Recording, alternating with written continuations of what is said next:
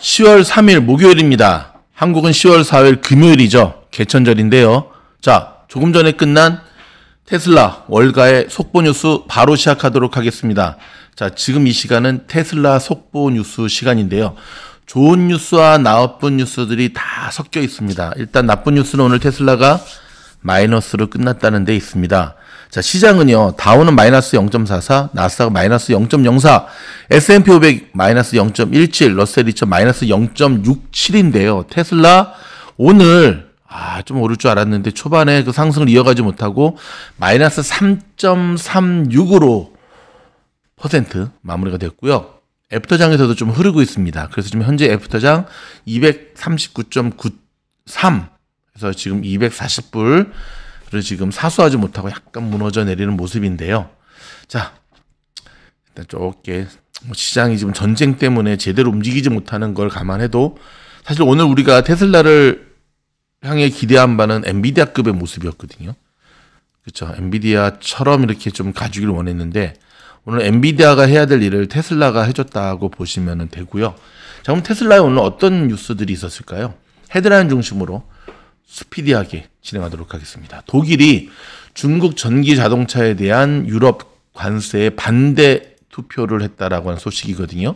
자, 요거 좀 들여다보도록 하겠습니다.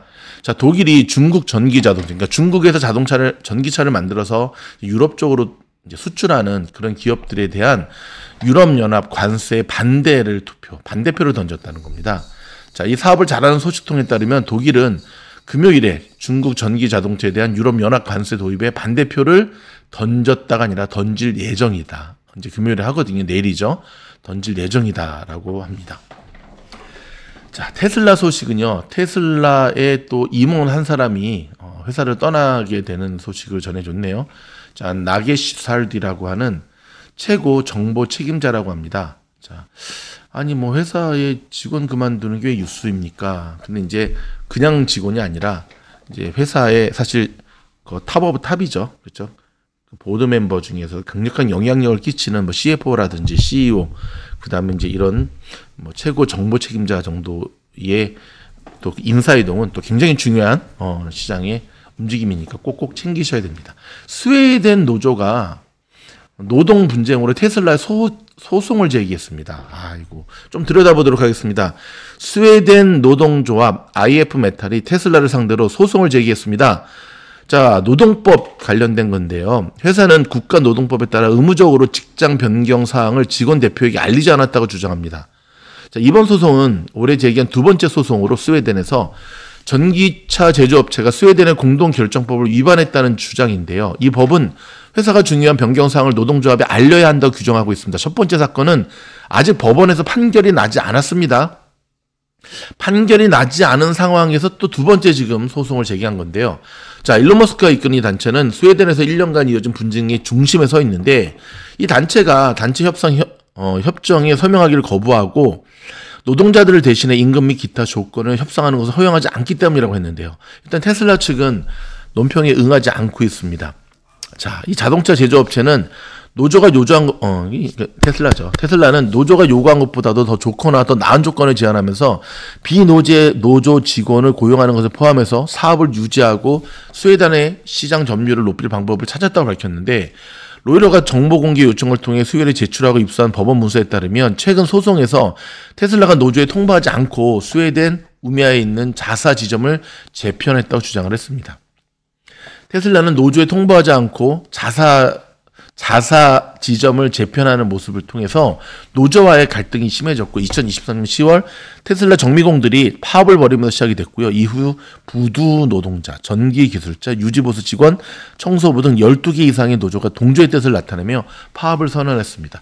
노조 관계자에 따르면 우미아에 있는 테슬라 서비스 센터는 파업 근로자가 가장 많은 곳 중에 하나였지만 영업 직원은 파업에 참여하지 않았다고 합니다. 자, 테슬라는 여러분 아시다시피 중국에도 공장이 있고 독일에도 공장이 있고 전 세계에 이렇게 공장들을 만들면서 그쵸, 전 세계 마켓을 점령해 나가는 전략을 쓰는데, 한편으로 각 나라들이 이렇게 각 나라 노조들이 나라의 노동법도 좀 틀리잖아요, 조금씩. 그러면서 나타나는 이런 노사 간의 갈등은 또 한편으로 테슬라의 발목을 잡는 역할을 하게 되네요. 자, HSBC가 테슬라 목표 주가를 상향 조정했다는 소식입니다. 자, 근데 이전 목표 주가가 얼마였냐면 놀라지 마세요. 118불이었습니다. 오 마이 갓. 얼마로 조정했는지 놀라지 마세요. 124불. 주식에 대한 등급은 여전히 reduce, 감소네요. 테슬라의 3분기 인도 보고서에 따른 것으로 회사는 46만 3천 대의 차량을 인도했으며 이는 전년 대비 6% 증가, 분기 대비 4% 증가를 기록했는데 이 수치는 합의 추정치에 일치하지만 HSBC 예측보다는 10% 높았습니다. 야, 그래도 그렇지 어떻게 저런 거는 막 진짜 여러분 아시다시피 목표가 상향 리포트를 안 하니만 못하네. 테슬라가 올해 5번째 콜백, 사이버트럭 27,000대의 리콜 조치를 단행했습니다. 보다 완성형의 차를 만들어가는 과정의 한 일환이라고 봐야겠죠. 그렇죠? 뭐 큰 하자가 있는 어떤 그런 건 아니니까. 여러분 오늘 이 종목도 굉장히 잘 갔잖아요. 티커 EVGO, EV, 태권 V 할 때 VGO. 자, 요 소식 좀 전해드리도록 하겠습니다. 최대 10억 5천만 달러 규모의 조건부 대출 보증을 제공했습니다. 와우. 그러니까 돈을 빌릴 수 있게 된 거예요. 전국적으로 공공전기 자동차 충전 인프라를 확대하기 위한 것인데 이 중에 일부는 소외된 도시 지역에 설계될 예정입니다. 확대되면 에너지부 산하 대출 프로그램 사무소의 대출 보증은 EVGO, 티코도 EVGO거든요. 약 1,100개의 충전소에서 2대의 전기차에 동시에 전력을 공급할 수 있는 고출력 충전기를 갖춘 약 7,500개의 공공충전소를 배치하는 데 지원된다고 합니다. 그래서 오늘 이 주가 굉장히 잘 갔고요. 뭐 어찌됐든 충전에 대한 파이가 점점 커지니까 테슬라한테도 뭐 나쁜 것은 아니죠. 테슬라가 로보택시를 포함한 2026년 신규 배터리 4개를 출시한다고 밝혔습니다. 여러분 이상 저희가 준비한 테슬라 속보 뉴스였고요.